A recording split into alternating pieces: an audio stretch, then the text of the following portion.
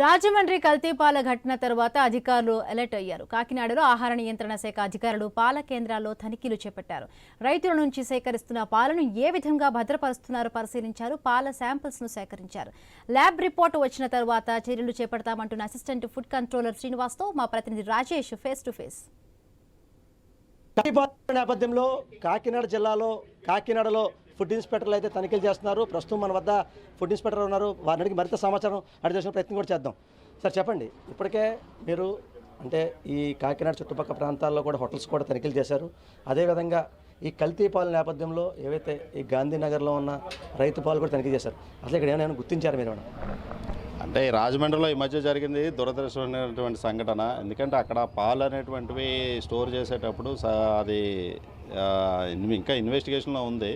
ఈ ఫ్రిడ్జ్లో వాడేటువంటిది ethylene glycol అనేటువంటిది పాలల్లో కలిసి ఆ పాలు సప్లై చేయడం వల్ల తాగినటువంటి వాళ్ళు ఎఫెక్ట్ అయ్యారు అనేటువంటిది సందర్భంగా ఉంది.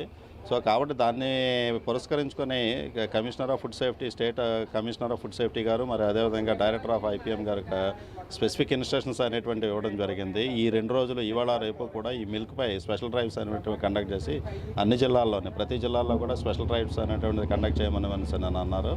సో దాన్ని బేస్ చేసుకొని ఈరోజు ఏంటంటే ముఖ్యంగా ఈ పాల కేంద్రాలు ఏవైతే కాకినాడలో ఉన్నాయో వాటిని మన ఫుడ్ సేఫ్టీ ఆఫీసర్స్ ఇన్స్పెక్ట్ చేస్తూ ఉన్నారు. సో ఈ ఫుడ్ సేఫ్టీ ఆఫీసర్స్ ఇన్స్పెక్షన్లో ఇప్పుడు ఇక్కడికి వచ్చాము.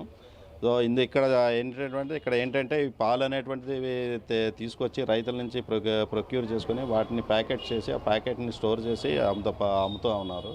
సో ఇట్లా అమ్మేటప్పుడు కొన్ని వాళ్ళు వాడేటువంటి ఈ స్టోరేజ్కి వాడేటువంటి థర్మోకాల్ బాక్సెస్ ఇటువంటివన్నీ కూడా చాలా పాతవి పాడైపోయినట్టు ఉంటున్నాయి. అటువంటి వాటితో ఉండడం వల్ల ఏమైనా ఇది మిల్క్ కంటామినేటెడ్ అయ్యేటువంటి అవకాశం ఉంటుంది. సో కాబట్టి అటువంటి వాడొద్దని చెప్పేసి వాళ్ళకి ఇన్స్ట్రక్షన్స్ వారిని డిస్ట్రాయ్ చేయడం జరిగింది. అదేవిధంగా ఈ మిల్క్ అనేటువంటిది ఇక్కడ కూడా శాంపిల్స్ తీసి ల్యాబొరేటరీకి పంపించడం చేస్తున్నాం. సో ఈ మిల్క్లో ఏమైనా అడల్ట్రేషన్ ఏమైనా గుర్తించినట్లయితే వాళ్ళ మీద ఫుడ్ సేఫ్టీ స్టాండర్డ్స్ యాక్ట్ ప్రకారం చర్యలు తీసుకుంటాం. సార్ దాంతోపాటు ఏవైతే ఈ ఫుడ్ సంబంధించి ఎక్కడైనా ఏదైనా అమ్మినప్పుడు దాంట్లో ఎక్స్పైరీ డేట్ ఖచ్చితంగా ఉండాలని చెప్తున్నారు. దీని మీద లేవు, దీని మీద చర్యలు చేపడుతున్నారా? రీప్యాకర్గా ప్యాక్ చేసి వేరే దగ్గరికి ఇచ్చినట్లయితే వాళ్ళు ఖచ్చితంగా వాళ్ళ లేబులింగ్ కండిషన్స్ అనేటువంటివి ఉండాలి. సో వీళ్ళు ఏంటంటే ఇది ఏ రోజు ఆ రోజే ప్యాక్ చేసుకొని అమ్ముతూ ఉంటారు.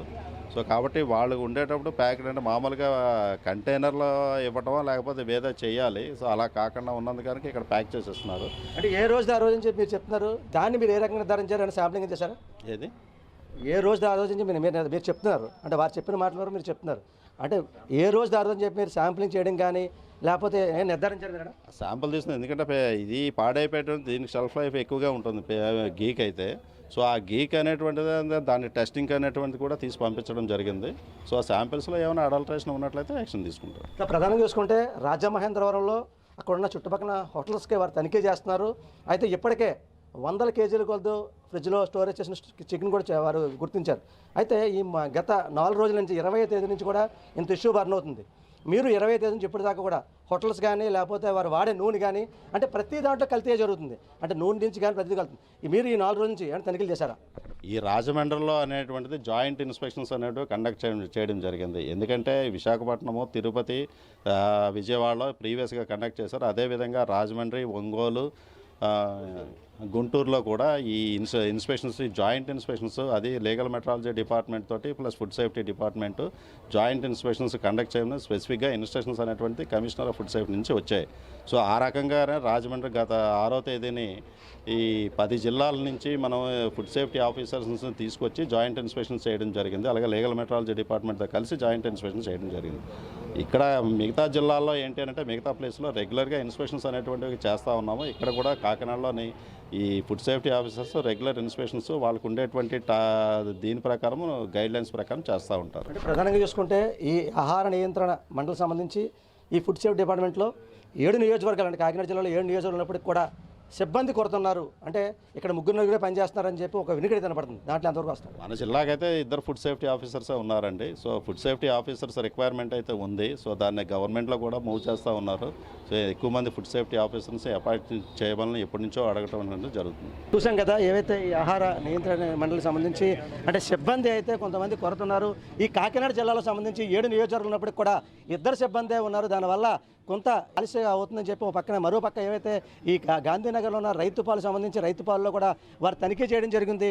దీనిపై కూడా అంటే ఈ హోటల్స్ కూడా చుట్టుపక్కల కూడా తనిఖీ చేస్తున్నాము. ఎవరైతే ఇటువంటి చర్యలు పాల్పడతారో వారిపై కఠిన చర్యలు తీసుకుంటామని చెప్పి ఎవరైతే అశ్విని ఫుడ్ కౌంటర్ చెప్పే పరిస్థితి కనబడుతుంది. ఇదే కొంత తాజా పరిస్థితి. కెమెరా పర్సన్ సతీష్తో రాజేష్, ఐ న్యూస్, కాకినాడ జిల్లా, కాకినాడ నుంచి.